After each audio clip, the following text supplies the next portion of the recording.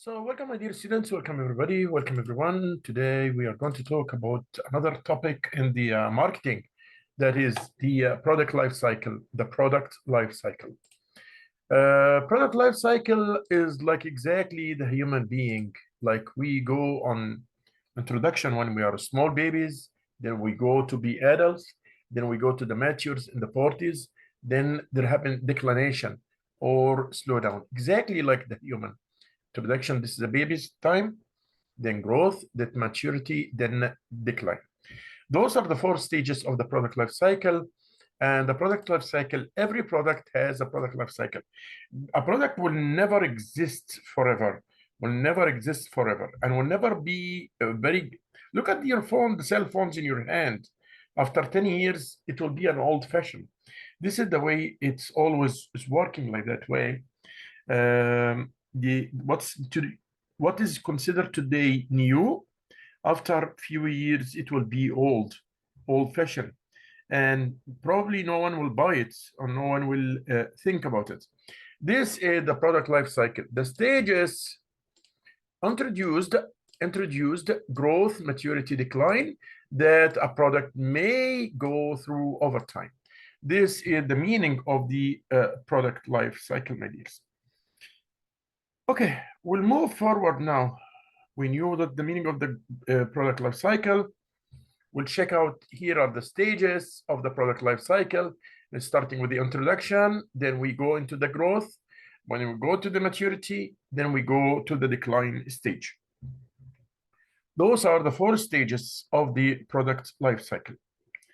Anyhow, let's see the characteristics of each of these aspects: the introduction, the growth, the maturity, and the decline, each stage of them. In the introduction stage, in the first stage, which is the introduction stage, usually, like we make this like this points to show you the disconnection, the separation between the introduction stage and the growth, and between the growth and maturity, and between maturity and decline. So in the introduction stage, there are low sales still, because simply you are newly in the market, no one know your product. High cost per customer, because the sales are low, so the average cost per unit will be high. This is logically because we don't produce so much, so the production cost per unit will be very high cost per customer. Financial losses, yes, you are in the start, and still the market did not know anything about you. The market do not know your product, what you are producing. The market does not know anything regarding your product. So in that case, you have a lot of losses. You still like creeping, moving around. You still like moving. You don't know. You have your mistakes. You learn from the facts. You learn from the markets. Okay. Innovative customers, you have innovative customers who might tell you something about your product is good or bad or whatever. Few, if any, competitors. Sometimes in this stage you have few competitors, because you still, no one know you in the market, so the competitors do not care too much, and the rivals, they don't care too much about you. The rivals usually look for the huge enterprises which have a very big size in the market. But once you are still producing yourself in the market, you still like a small fish, still not very famous, not very still learning. So the competitors, even if they are there, they won't pay attention to you too much as they will pay attention to the old competitors or people who are in the maturity stage or whatever. Second stage is the growth stage. So this is the introduction. Again, low sales, high cost per customer, financial losses, innovative customers, few, if any, competitors. You don't have too much competitors. You have only few competitors in this stage.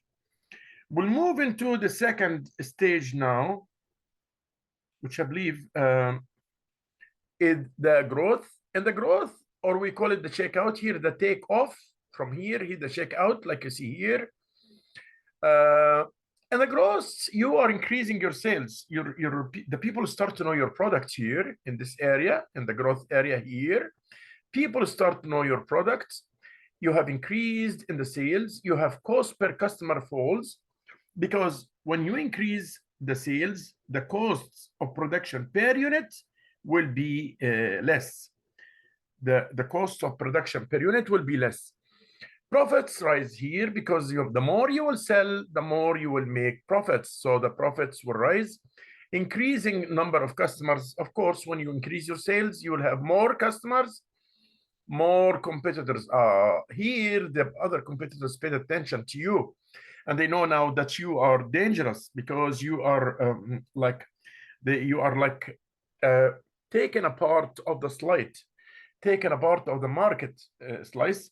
So here they will start put a concern for you and for your plans, and they will start to check out what policies they will do in the competitors here, when the competitors have their own policies to rescue themselves and to avoid the danger or the risk which comes from your product. In the maturity stage, so let's say again, the growth stage consists of increasing sales, cost per customers falls, increasing number of customers, and more competitors. Those are the main aspects of this stage, the main aspect of the growth stage. We'll move forward now to the maturity.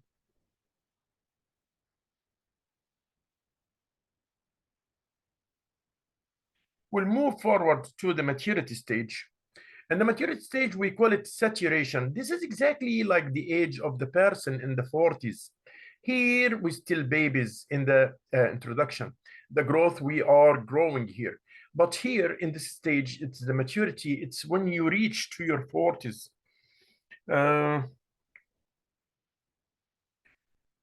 In the maturity stage, peak sales, there are peak sales, cost per customer lowest, the cost per customer will be lower. Profits high, the profits are higher. Here, the peak sales, this is the most extremist sales you will reach to. The most extremist sales that you will reach to in this point. Probably because you are on the peak here. This is the peak, the saturation point, which is the top of the curve, the top of the curve. So the peak sales, cost per customer is lowest because the costs are lowest now. Profits are high. Since the costs are lower, then the profits will be higher. Mass market. Mass market means that you produce on a large scale. You produce here now on a large scale. Stable number of competitors. You have a number of competitors which are residuals from the previous stage, which is the growth stage. So again, I will say the maturity, saturation. There are peak sales. This is the most extremist point for your sales. The highest sales, look at this, the highest sales are here. Profits are high here. Mass markets, mass means mass production, means you launch your products in a very large scale. And a stable number of competitors, you have competitors as well. So you don't have a problem. Because you encounter the competitors here, they were lower, here they are more, here they will be stable, and they will be more than those two stages. The last stage is the decline stage. So we set the maturity back. Let me say peak sales, cost per customer's lowest, profit high, mass market, stable number of competitors. We'll go to this decline stage, DECLINE, decline, which means going down. And you, as a business owner or as a marketer, in this stage, you are doing your best. You are doing your best to make the slope of the curve goes gradually and smooth, not to be a sharp falling, not to be falling sharp falling. No. And instead of it's going like this, you want it to go like that way, or you want it to go like that way. But the fall will come. This we call it the decline or the fall or the downgrading. Now your sales will go down, falling in sales. Cost per customer low. Cost per customer low. Yes. Here, as a result of this time, still the cost is low. Profits fall. because you sell less, so the profits would be less. Customers base contracts, and number of competitors fall. Now the competitors, they don't care too much about you because they know that you are down, you are losing. So they don't care. They care about this area so much, the competitors, because they know that you are treating them now. Like we said in the SWOT model, what is considered for you as an opportunity, for the others will be threats. So you are a threat for them. For that reason, there will be a declination. Those are 1, 2, 3, 4 stages of the product life cycle. So again, I would say the introduction stage, the growth stage, the maturity stage, and the decline stage. And those are the 4 stages of the product life cycle in marketing. And with each of them, we see the aspects which is related to each one. We'll have a question here about what do we mean by the product life cycle. We'll have our question, what do we mean by product life cycle? What do we mean by product life cycle? What do you mean by product life cycle?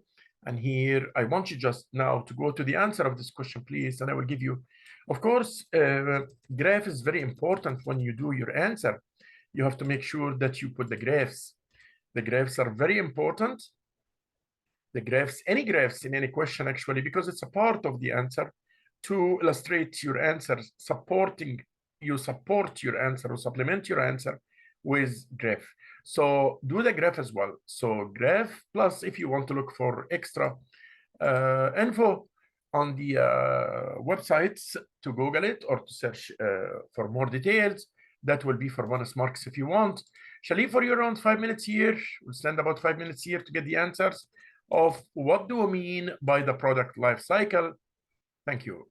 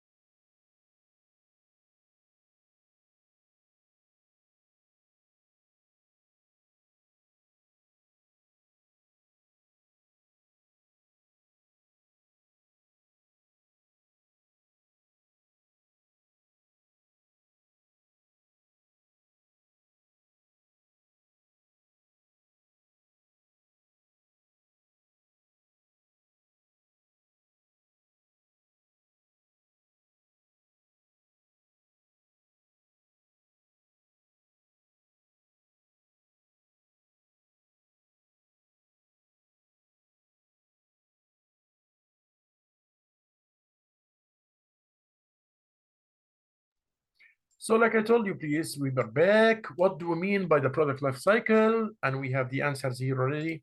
We're done for the answer. It's the introduction and the growth and the maturity and the decline stages. And don't forget to write the aspects of each stage. Shall see you in the next video. Thank you so much. That was about the product life cycle in marketing and the characteristics of each stage of the introduction stage, the growth stage, the maturity stage, and the decline stage. Thank you so much and have a very wonderful day. Bye bye, everyone.